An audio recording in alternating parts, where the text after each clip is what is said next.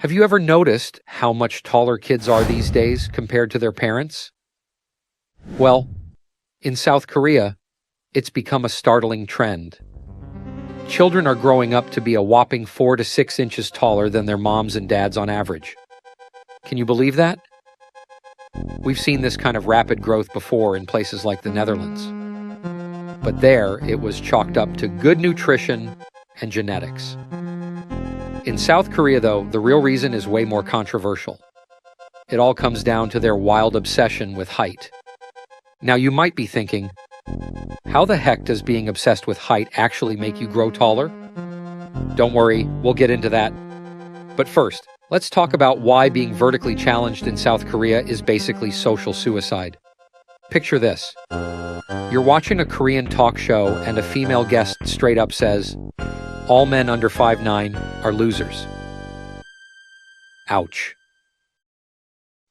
A few years later in 2019, a survey by the South Korean company IPSOS found that 70% of women there prefer dudes between 5'10" and 6'1".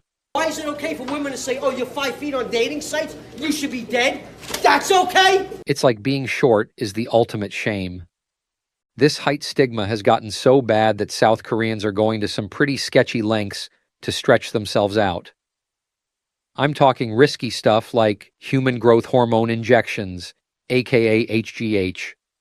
See, HGH is what your body naturally pumps out to make you sprout up when you're young. It gets turned into IGF-1 in your liver, which tells your bones to get longer. The more HGH that a person has during their growing years, the taller they are likely to grow. So, what's the problem? Well, some people are artificially jacking up their HGH levels with lab-made hormones to speed up growth by 2 or 3 times. In a rich country like South Korea, this controversial treatment has become weirdly normal. According to reports from the Korean pharmaceutical company Dong-A-St Co. Ltd., sales of growth hormones have been increasing by a whopping 30% every year since 2019. It's a booming business. But there's a big catch with this HGH therapy. It only works if you start before your growth plates fuse in your late teens or early 20s. Once those plates turn into solid bone, no amount of extra growth hormone can make you taller. You're stuck at your final adult height. Faced with this hard limit and immense societal pressure, many desperate South Koreans are turning to an even more brutal method to eke out an extra 2 to 4 inches. A method so extreme, it's straight up illegal in some countries. I'm talking about limb lengthening surgery. In simple terms, they break the bones in your legs and force them to grow back longer. It's an incredibly expensive, excruciatingly painful procedure that can take months to recover from. If something goes wrong, it can even be fatal.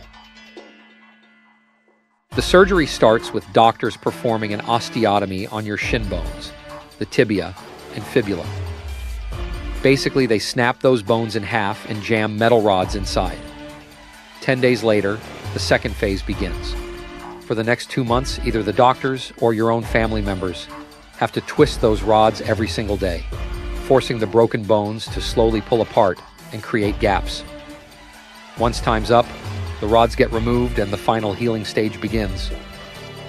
Those gaps trick your body into triggering its natural bone repair process. Over time, new bone cells grow to fill in the spaces, permanently increasing your height. It's effective, but man, is it brutal. Between the HGH injections and limb lengthening surgeries, South Koreans have managed to grow nearly half a foot taller on average in the past century. But here's the crazy part. Their height actually started increasing even before these treatments were available. See, growth hormones didn't really hit the South Korean market until 1985. But if you look at their height data, it clearly shows they were already getting taller before then. So what gives? What were they doing to grow before medical technology got involved? Believe it or not, the end of World War II played a huge role in jump-starting South Korea's growth spurt. But to understand how, we need to rewind a bit. Before the war, the Korean Peninsula was a single country. But After the Second World War, it got split in two. The US took the South, the Soviet Union took the North. Ideological differences quickly led to conflict. In the 1950s, the Soviet-backed North Korean invaded the South, kicking off the Korean War. The war obliterated South Korea's cities and infrastructure. 2.5 million people died. Food supply chains collapsed. With help from the US, South Korea managed to avoid total conquest. But the damage was done. The peninsula was permanently divided into two separate nations. In the aftermath, South Koreans became heavily dependent on rice as their primary food source. And paradoxically, the more rice they ate, the more their height growth was stunted. Here's why. Normally, your pituitary gland secretes human growth hormone, which tells your liver to make IGF-1, which then tells your bones and tissues to grow. But the South Korean rice-based diet was over 80% carbohydrates. All those excess carbs spiked their blood sugar, which triggered their pancreas to pump out insulin.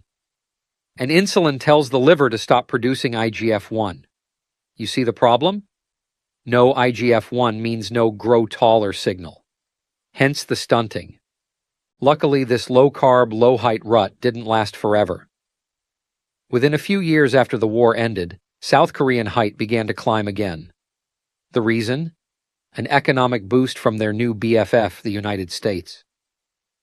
Determined to prop up its ally, the U.S. poured economic and military aid into South Korea. Stability returned. Modernization kicked into high gear. Education and health improved. The economy took off like a rocket. All this development transformed the South Korean lifestyle, especially their diet, as you can see from these graphs. Rice consumption dropped massively while meat consumption soared, and the more meat they ate, the taller they grew. But why would switching from rice to meat make such a big difference? It's all about the protein, baby. Specifically, the amino acids that make up that protein. A 2016 study published in the World Book analyzed height data from 105 countries and found a clear pattern. The more meat and protein people ate, the taller they got. The key is in how certain amino acids affect growth hormone. Joseph Chromiak, a scientist at Mississippi State University, did a deep dive on this. He took groups of people, upped their protein intake for a while, and kept repeating the process. By the end, he found they had way higher levels of three crucial amino acids: arginine, lysine, and ornithine. Tons of studies have shown these three aminos are potent growth hormone boosters. More protein means more of these key building blocks, and that means more raw fuel for getting taller. Nutrition makes a huge impact. So in the end, South Korea's extraordinary height gain didn't just come from extreme medical interventions.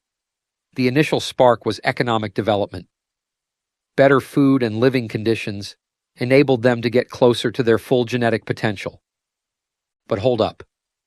If economics play such a big role, why is the average height in India going down compared to South Korea? After all, India is the 5th largest economy in the world now. Shouldn't they be shooting up too? Turns out India's protein intake is still super low compared to other countries. So even with more money and resources overall, they're not getting the key nutrients needed to max out their height. It's a huge factor. Just goes to show, you can have the best genes in the world, but if your diet and environment are trash, you'll never reach your true potential. That 5'10" kid might end up stuck at 5'8" without enough protein, even if he's got the DNA to be a basketball star. Makes you wonder how many Kobes and Shaqs we're missing out on because of poor nutrition. How many people with the genetics to be tall are being kept short by circumstances, diet, and nutrition? Anyway, that's the wild story of how South Korea got so dang tall so dang fast.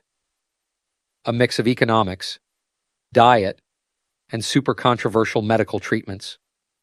Pretty mind-blowing when you think about it. But this is just the tip of the iceberg when it comes to how nutrition and environment shape human potential.